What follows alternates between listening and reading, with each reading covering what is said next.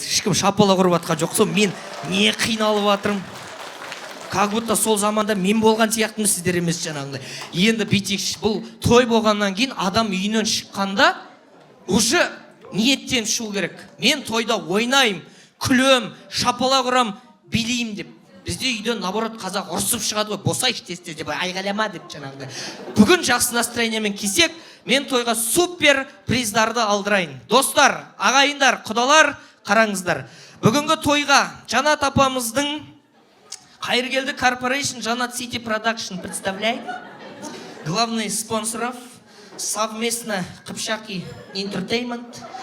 Супер приздар мужской станок, жаңағы сақал қыратын, утюг Скарлет, чайник Тифаль, және де супер приз iPhone S4. Құрметті ағайындар, міне бір шапалақ ұрып қойсаңыздар болады. Бұны ең мықты билегенге де отыр. Енді қазір осы 4 жүлдені тағайындайық. Енді первый очередь ортаға мынау құдалардың сборныйынан, 22-ші партия деп жатырмын, баршын деп жатырмын, қорғалшын. Кім шығады? Бір уверенный құдағи или құдаша келсін ортаға. Құдалардың намысын защищать ететін. Кто?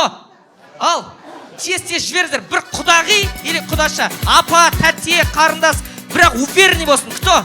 Міне, шапалақ ұрайық. Аға, құдаша, не? Хатун. Я түсіндір әлмей әтірім қойсын. Қыздар керек, қыздар жаңағы. Шапалақ қайдық. Шаңғырғап мен шырқап сайын. Білер апада бойшы. Мә, көйлек күшті. Екі көйлек сразу киіп алғансыз ба? Не істеп алғансыз? Күшті еді баш. Есіміңіз? Қарақат. Шапалақ ұрайшы, Қарақат. Ақсы ойланып жатыр. Қармандан бері мені Қарақат қыдырай деп отыр. Бәсе Қарақат деген осындай болу керек қой деп жаңағы. Сіз қайдан келіп жатсыз? Шақырдым ау тойға?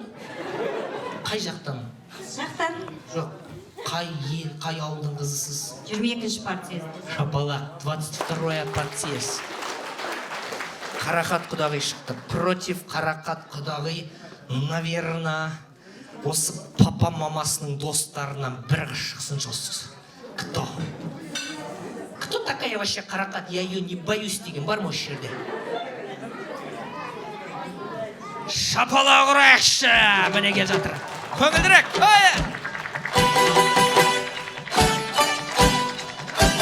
Ойды! Қошемет!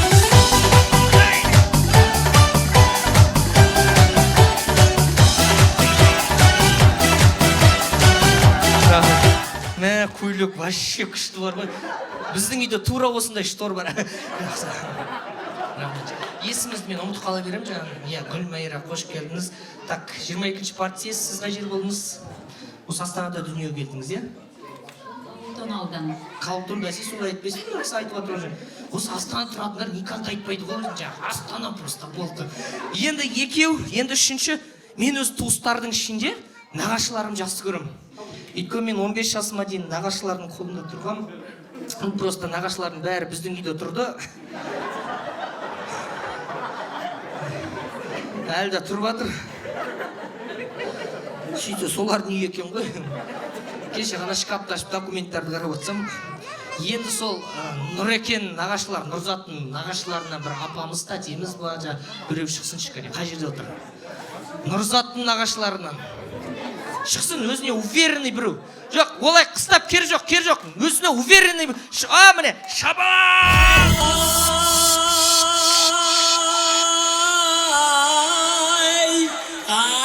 Десеңіз айтайым ау, ноғайның бейітін білгенден соң, ақ дегенде ақ жігерім ау, күйгенден соң. Таңлайын көрнекен әмелер күлгенде соңмайын. Қол Алмағайын қыз сенден арғын қабарман ау, құдырғандан соң.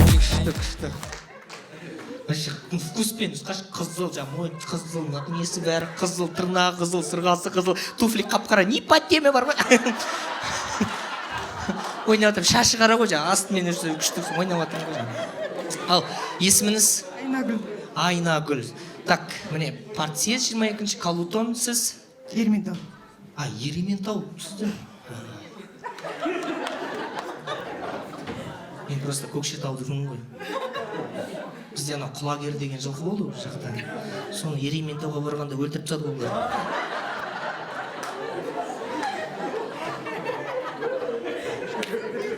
Сол не істеді сол жылқы сіздерге? Әне ренжіп жатыр. Ал енді бәсе сіз қайын жұрттан бастап жылқыға неровно дышты екенсіз ғой сіз жаңағыда. Енді төртінші, наверное, осы Нұреке бір сендердің достарың бір жастардан шықсыншы, кәне кімдерден? Жоқ, анда достар, сен достарсың, жастардан кто? На стол. Кім? Горводоканал бар ма? Аграрка бар ма? Аграркадан шықсыншы біреу, кәне. Аграрка қайда? Шық!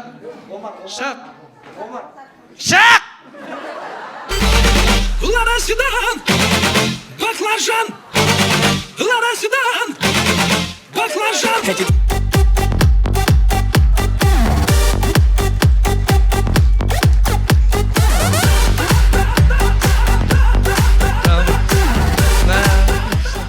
Астананың главврачы ұқсап киініп алыпсың ғой.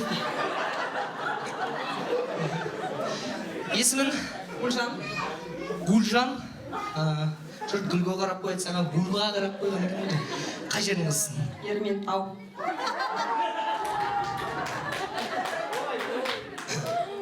Сделай ее. Разберись. Так, енді мен өзім шын айтайын, мен әзілет, бірақ жерге бөлінбеймін. Кім өнерлі болады, сол достойны айфонды, чайникті, жаңағындай, солай алып кетесіздер. Сізге не ұнайды? Жеміс жидектен арбуз, дыня, жаңа көп қой айта беріңіз. Дыня, сізге? Қарақат, сізге? Груша, сізге? Ол жалып қойды. Алма. Қазір 10 секунд берем, 10 секундтың ішіне кім қандай жеміс таңдады, соған ұқсайтын еркек алып шығу керек. Кімдікі ұқсайды, сол жеңеді. Дыняны тап. Дәу. Ең дәу сенікі дыня болу керек. Бар, жүгір. Тез. Қарақат құдағи, қарақатқа ұқсайтын бір қаралау бола ма? Ана жақтан өз жағыңыздан білесіз ғой, танисыз ғой.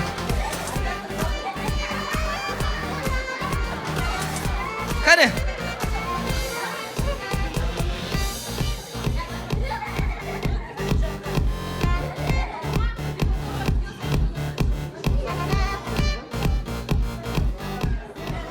Так, сіздікі? Алма? Жоқ, разговор жоқ. Сіздікі? Груша?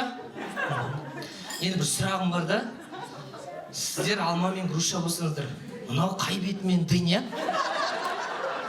Қалай бұл дыня болады сенің? Дыняның сүйегін алып шыққызын ба? Северный дыня. Максимум осылай өсеміз дейсің. Сіздікі? Қарақат, пожалуйста, мне шапалақ. Вот, действительно, мне. Пока біздің құдағиымыздың енді идеально таңдап тұр ғой. Пока ана жеміс таңдаудан сізді шық қойғын кеп тұрды жаңағыда. Енді жігіттер, сіздерді мен таңдаған жоқпын, мына қыздар өздері алып шықты. Сіздердің мақсаттарыңыз, мына қазір әрқайсыларыңыз жаңағыдай пар-пармен билейсіздер дағы. Кімнің биінің фантазиясы күшті болады, необычный. Сол жеңіп кетеді, телефон жағаныңызды алып кете бересіздер. Түсінікті, ал енді ең бірінші осы дынядан бастайықшы жаңағыда. Дыня домалаушы еді, сен жүріп берәтсің жаңағыда. Қарама бар, сұрақ алыңыз. Гүлжан дедіңіз ба? Бір өзіге билеңіздер, армияда кеше келген сияқты ғой. Пар болып билейсіздер ғой. Ал шапалақ, сборный жастар, қол соғайық. Музыка народная, хороводная, сочная, восточная. Неплохо, поддержка где, молодежь? Несложная, прости. Гүлжан, давай, билем. Мына жігіт молодец, күшті билеп жатыр. Қараш, қалай? 70%, 75%, 78%, давай, 80%, молодец, 81%. Шапалақ рақшы болды, 81%, неплохо. Ал, мында әлі алма бар. Келіңіздер. күшті екен, Маша и Медведь сияқты. Енді қараңыз, 81% алып кетті. Сіздер одан да асу керексіздер, иә? Есіміз кім сіздің? Жасла, қай жердің жігітсіз? Қостанайдың жігітсіз. Кулагин на связи. Ал, барыңыз салыңыз, тем более Ерейментау. Ал, қош, шапалақ, жібер!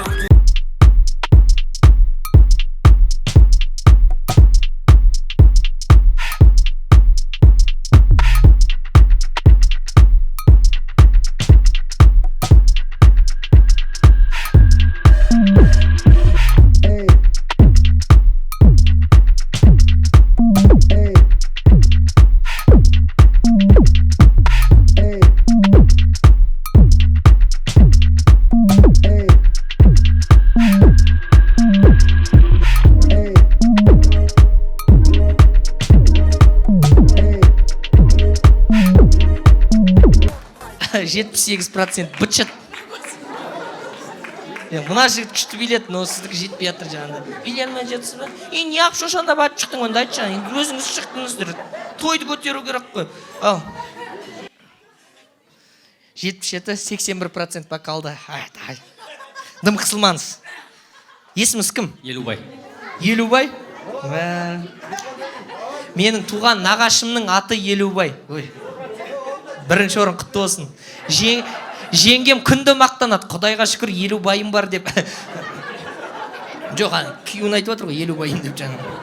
Ал, барыңыз салыңыз. Қазақ айтады ғой, айғырдың бойына қарама, сықырғанына қара дейді. Алға шапала құрайық, қарақат, плюс қарақат, жібер, ай кеттік. Шаршама тек шаршама, аяқ қолың талса да, жоғылып бір билейік, шаң шығарып ортада. 70%! Шаршамай, аяқ қолың талса да, 75! жоғылып бір билейік, шаң шығарып ортада. 80! 85! Міне! 89! Қалай билеп отыр? 95! Барайық бүгін тек көңілді мұң күйресін. 96! Жігіт қызды сүйресін, көңіліңді байқайын, әнді шырқап айтайын, бәрі тұрып билесін, билесін. Болды, все, шапалақ 96%. Ай, мықты. Ей, шіркін. Айтады ғой, кішкентай шайнек тез қайнайды дейді.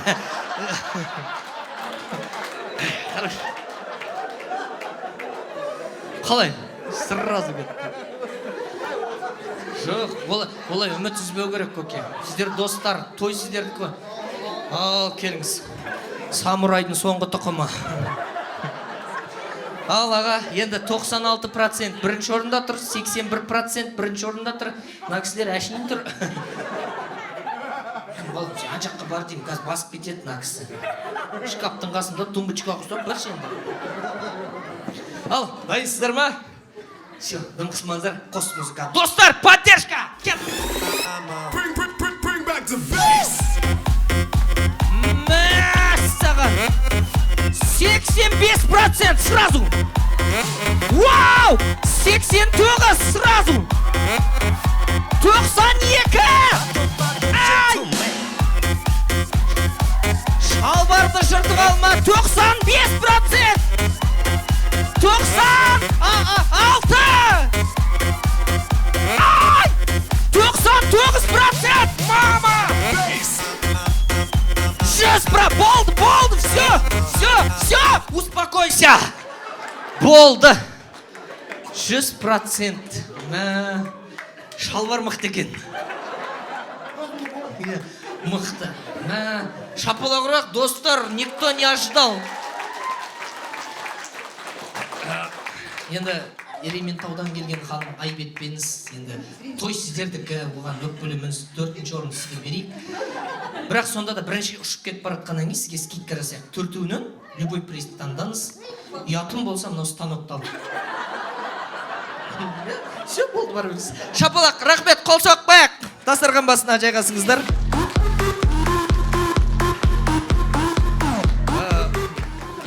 Енді 3-ші орында сіз күшті биледіңіз. Күшті, мықты биледіңіз. Әңгіме жоқ биледіңіз. Сізге таңда айфонмен чайникқа тиіспе. Өтек көйлегін қатыстырып екен өтекке баласы. Мына жігітке бір подарок берші, осы жігіттің биі маған ұнады. Есімің кім сіздің? Серік дедіңіз бе? Ой бәрекелді, жәке, мынау міне сізге әдемі биледіңіз. Ал енді халық өздері айтсын. Сборный достар және сборный құдалар. Сборный құдалар шапалақ! Сборный достар шапалақ! Енді құдаларға беру керек. Айфон деп іштерін киіп атыр, бірақ беру керек.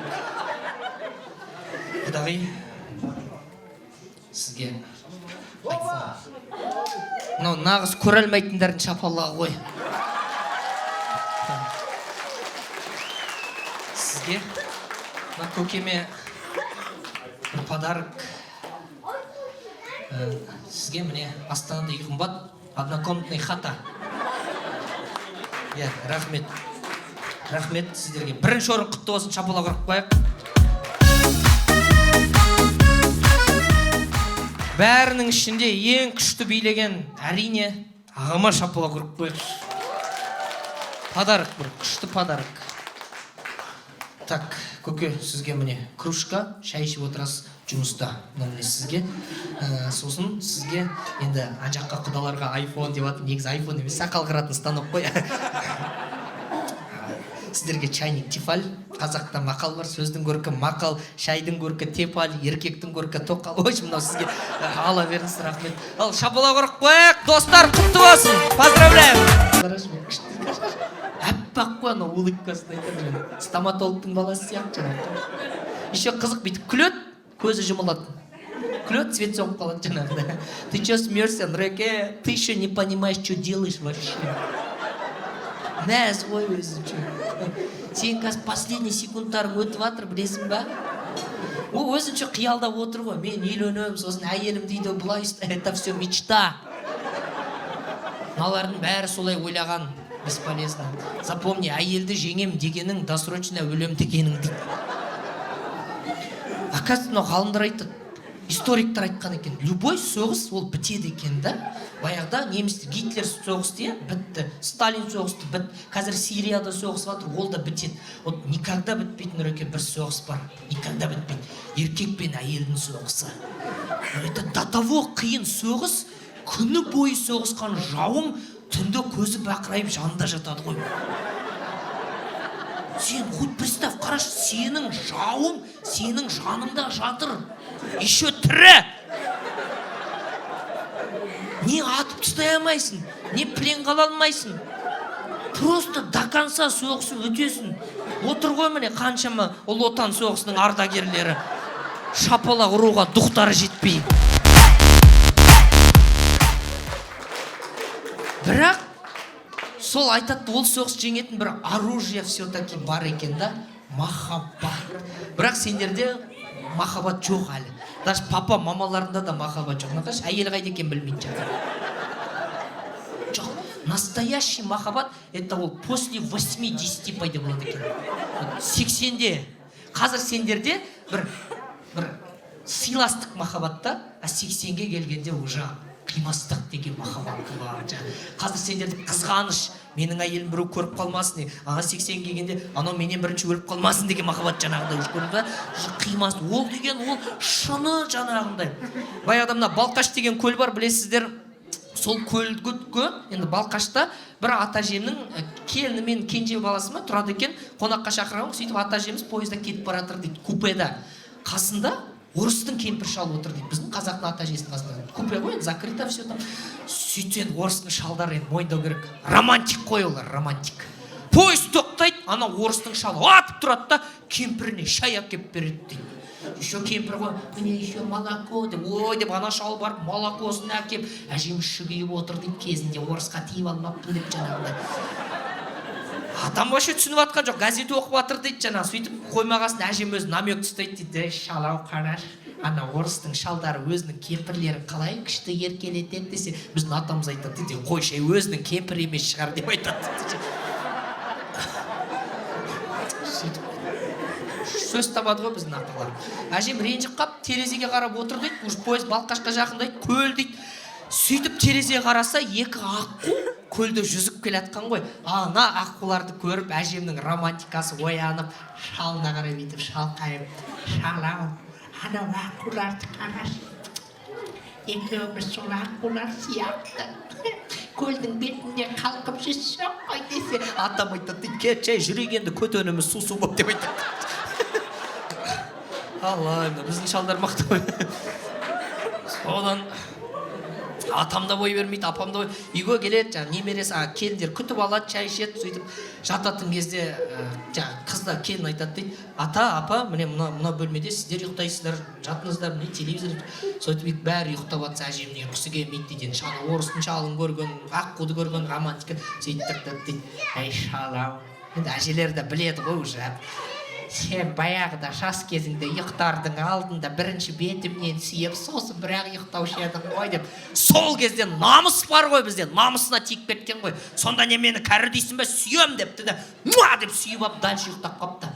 Сөйтсе әжем қоймайды дейді, сен еще ұйықтардың алдында маңдайымнан иіскеуші едің ғой деп. Ой, иіскеймін депті де, деп маңдайымнан иіскеп дальше ұйықтап жатса, сен еще контрольный раз мені еркеліктіріп құлағымнан тістеуші едің ғой деп. Сол кезде атам тұрып кетіп бара жатыр дейді. Ей шал, қайда кеттіңіз? Қазір енді стақаннан тістерімді алып келейін деп айтады жаңағы. Бұны айтып жатқан себебім, мынау үйленіп жатқан осы екі бала, Нұрекең мен Айжан келініміз, Алла жазса сол 80-ге келсін деп тілеймін мен. 90-ға келсін. Сол кезде бірін-бірі еркелету үшін стақаннан тістерін іздеп жүретін жасқа Құдай сендерді жеткізсін деп қол соғып қояйықшы.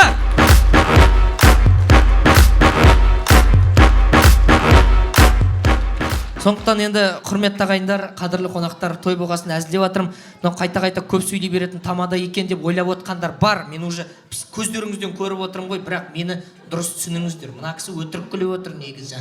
Мен көп сөйлесем, бастарыңызды ауыртатын шығар. Бірақ мен аз сөйлесем, мына кісі маған ренжиді. Неге дұрыстап сөйлемейсің, ақшаң төлеп жатырмыз ғой деп. Мен вообще мына жерде жетім қозы сияқты ағайын. Мәнірайын десем қасқыр жеп қояды, мәнірамайын десем қойшының өзі жеп қояды. Сондықтан сөйле дегеннен кейін айып етпеңіздер, біздер осылай сөйлей береміз. Біздер не тұқты сөйлей береміз. Біз той біткеннен кейін өзімізбен өзіміз сөйлей беретін адамдармыз. Біздер ұйықтап жатып түсімізді сөйлей беретін адамдармыз. Сондықтан тамаданың тойын ағайын оңай деп ойламаңыздар. 200 адамның алдында, 150 адамның алдында бір адам болып қызмет көрсеткеннен кейін қанша энергия. Қазақта күнде той қазір, анасыздар ма міне. Мына тойдың өзі датасы 3 рет ауысты міне. Понедельник той, вторник міне. Кеше Алматыда болдық, алды күні Қостанайда болдық, бүгін Астана, ертең Орал. Міне нанасыздар ма? 1,5 ай мен негізі үйде болмаған адаммын. 1,5 ай мен үйден кеткенде мына костюм ақ болған. Мана әйелім звондады. Қайдасың дейді мына, прикиньші.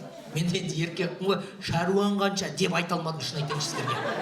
Қорықтым уже. Уже сигнал жанып жатыр да. Не болды сонша десем айтады да, келсейші үйге, ана үйде кішкентай балаң сұрап жатыр. Мама домбыра ұстап жүрген ағай бар еді ғой, сол қайда кетіп қалды деп сұрап жатыр дейді да. Баламыз танымай қалған ғой бізді, қарашы. Бірақ мен настроением бүгін күштідан энергетика. Неге? Өйткені осыдан 3 сағат бұрын менің әйелім наконец-то менің екінші баламды тапты. Рахмет. Кішкентай бала ғой, 1,5-дағы. Диванның астына кіріп ұйықтап қапты да.